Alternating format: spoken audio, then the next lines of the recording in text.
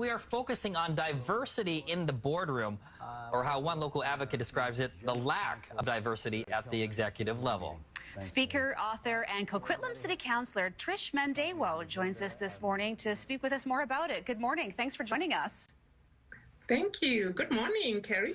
So let's just dive right in here. Tell us, how poor is diversity representation at the boardroom level?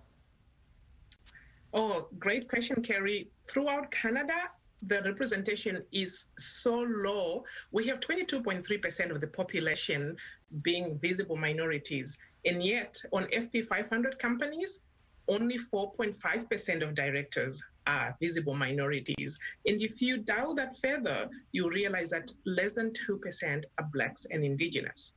If you also look at the CBCA companies, there is only 5.5% of board seats for visible minorities out of the more than 200,000 companies. So we have a long way to go with diversity on boards. So now you're on a mission to get more Black, Indigenous, and visible minorities on the boards. You call it constructive disruption. What does that mean? So I call it constructive disruption because you have to disrupt. When something has been the same for so long, there is need for disruption. You need to get a tsunami of forces to come into play. So right now what we have going for us is, one, the internet. Two, we have got the youth that are coming up that are very vocal and that truly share the issues that they care about.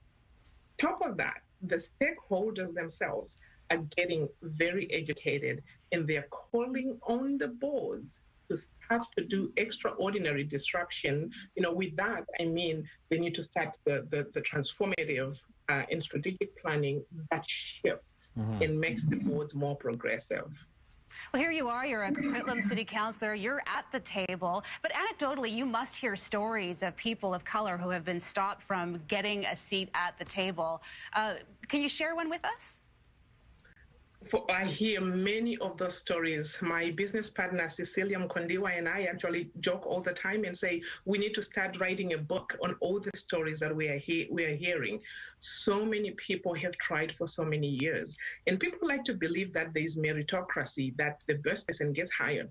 But it's not true when it comes to people of color. We get weeded out way early. A lot of times, I know you've had studies about people getting left out because of their last name, you know, or how their name sounds. So yes, we hear so many stories. I was just talking to a lady in Manitoba last week who went all the way, and then at the final stage, she was told that the board just didn't see her being a good fit. Wow. So that good fit story is the one that really, really works against people of color. So how do we change the boardroom identity? We often hear corporations pledging we're going to do better, but how do they back up that with action? And is there a risk of tokenism? Oh, for sure, for sure. So right now, if you know, in January, the government passed Bill C-2025 that is asking companies to actually disclose the diversity on their boards. So with that, companies are going and they're saying, yeah, we need our one token person, right? So with that comes the risk of tokenism. And also there's a risk of having that small cloud, right? Oh yeah, we have done enough. We have brought that one person, so now we are done. So we need to truly work against that, because we need to look at the systemic barriers that are there. We need to look at the biases, implicit and explicit. And also there's so many stereotypes that are out there that actually leave out qualified candidates, and they don't get to sit at the table as well. So it's important that people have support. Where can they get resources to help educate on how they can move up the corporate ladder? So we are hoping that individuals can join our organization, Synergy on Boards Consulting Group, because what we're doing is we're doing training, we're doing mentorship, we're getting allies to come on board. So we are a wholesome support. You know, when you go to just an executive firm, you're placed and you're gone. But for us, we're looking out and we're saying, what more does this individual need as they go through their journey, right? We need to support them so that they can make sure that their voice is not only there to be there, but they are there to actually contribute the wealth of information and the wealth of experience that they have.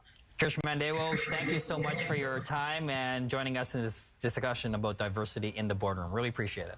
Thank you so much. Such a pleasure.